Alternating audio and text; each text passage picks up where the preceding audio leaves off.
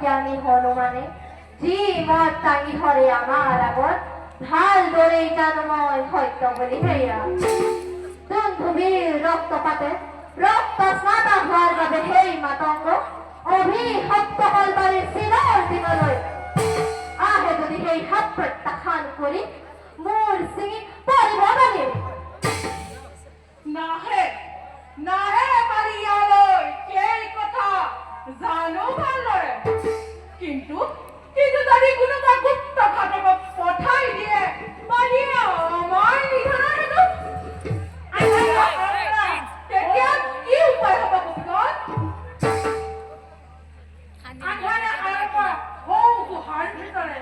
থাকিম আমি পঞ্চমদিগণ গোপনে গোপনে হ'ব হ'ব হনুমান সেইদিনা আনিছিল বহুত ফলমূল মনে মোৰ হয় হনুমান সেইবোৰ কাৰোবাৰ পূজা সময় সঁচা সঁচা কপিৰাজ মহামুনি মাতংগই পূজাৰ সম্ভাৰ আনিছিল কোনো দেৱতাক জনাবৰ জনা ভোকত অস্থিৰ হৈ প্ৰাণ যায় যায় ধৈৰ্য নাই বিচাৰি ফুৰাৰ সেইহেতু একেলগে পাই বহুখিনি পৰাখিনি খালো যিমান পাৰো আনিলো লগত আৰু আৰু বাকীখিনি পেলালো লগত নিশ্চয় নিশ্চয় জানিবা নয় হোৱা নাইতো উচিত কৰ্ম